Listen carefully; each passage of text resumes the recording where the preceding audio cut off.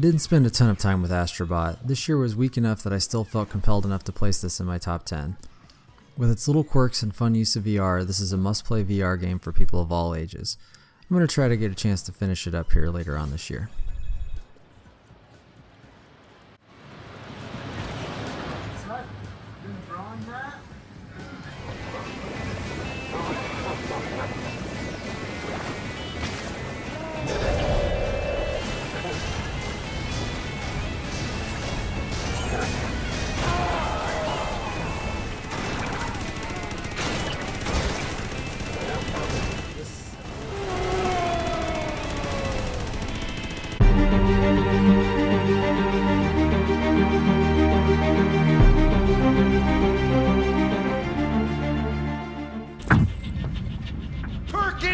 You fucking cocksucker!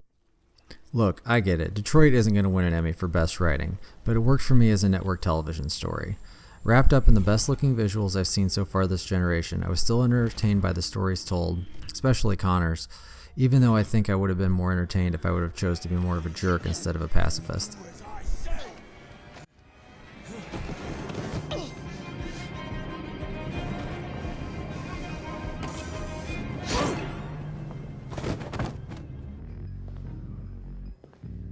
You're going to be switched off. We're going to search your memory and tear you apart piece by piece for analysis.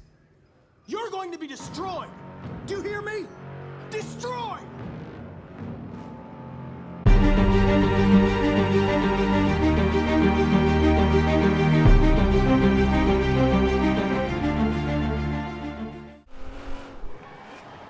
I don't really have much to say about Forza Horizon 4 other than it's a well put together package of a racing game that looks magnificent on an Xbox One X.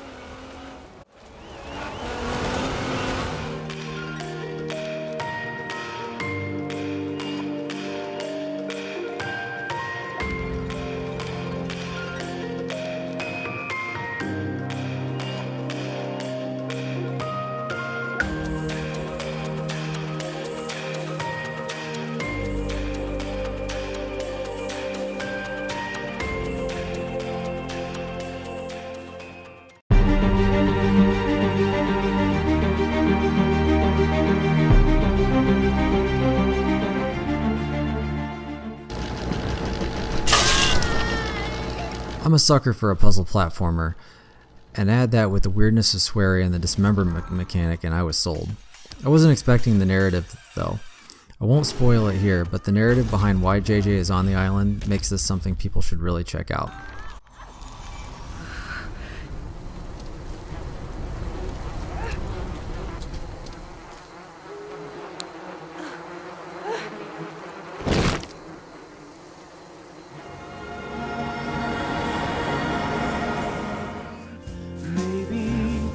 That way I can see the sun and the stars again.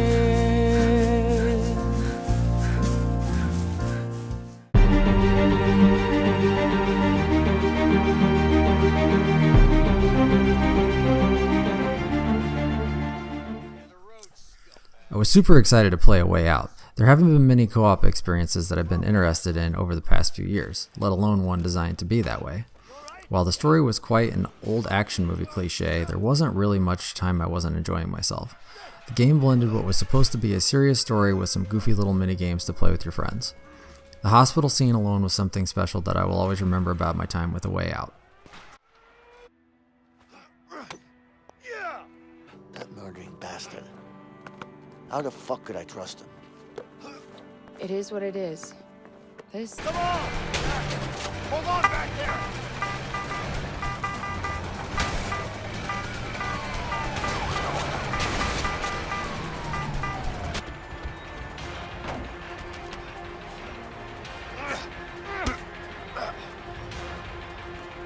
Leo, help me! Smells great.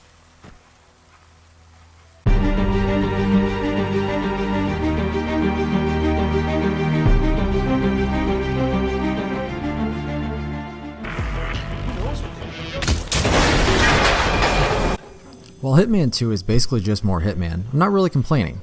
The addition of the story-guided missions was a welcome hand-holding to those not wanting to spend hours trying to figure out the different scenarios.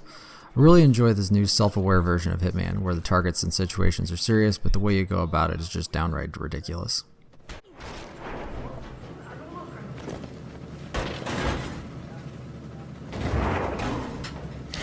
Franco confirmed down. Nice work, 47. We rise from its ashes, not just to survive, but to live.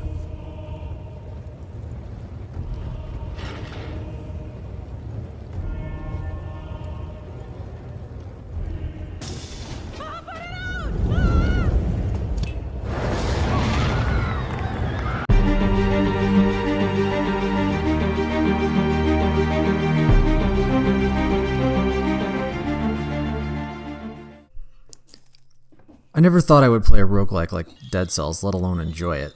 I couldn't help but telling myself just one more run, but then my runs kept getting longer as I progressed in figuring out the simple yet at times complex mechanics and enemies. There are plenty of inside jokes and quirks with the lore that I would like to explore further, if only I was better at the game.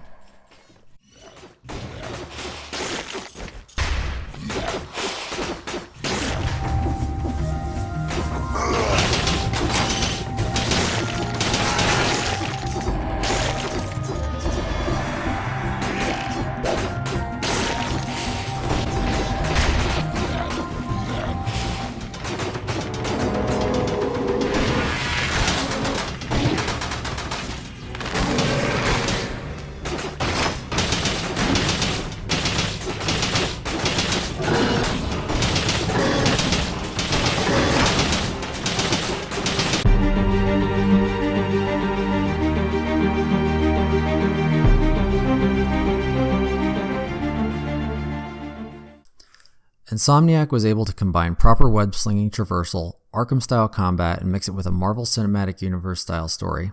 While I do believe the first two Arkham games are better than Spider-Man, the storytelling in Spider-Man was top-notch. I actually cried at the end of the game because I was so invested in the characters. The overabundance of repetitive side missions and really weird sneaking missions with Mary Jane kept me from 100%ing this game. But overall, this is a must-play for any superhero fan. Menaces like this end up with awesome powers. Why not someone like you, Jonah? Well, I have considered. Yo, there he is!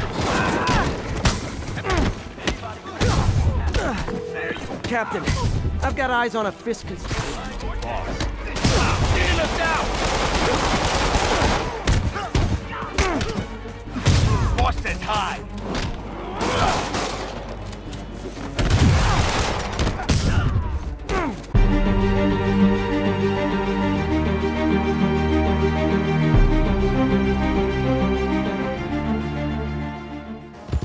Who's there? Arthur, dumbass! There's not much else to say about this operatic western. The cinematic approach Rockstar Games takes is second to none in the industry. My problem I had with the game is the janky mechanics of cover and the sometimes severe punishment for accidentally bumping into an NPC causing a bounty. Even with those complaints, the story, music, characters, horse accidents, and moments in this game I will remember for years to come.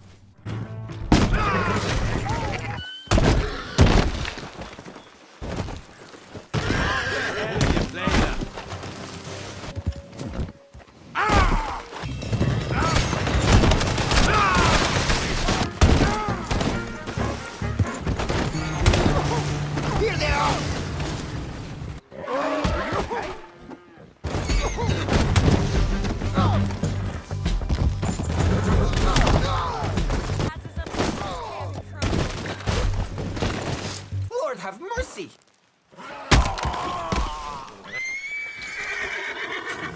Shit. It's coming along, ain't it? Sure is. You won't need an old brawler hanging around here much longer. You ain't a brawler, Charles. You're family.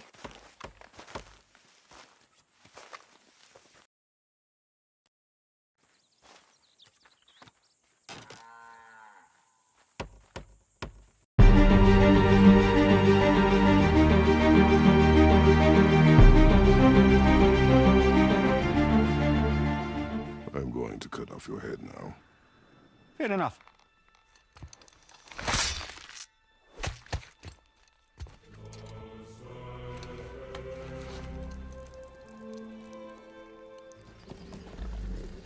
Is he friendly? Boy.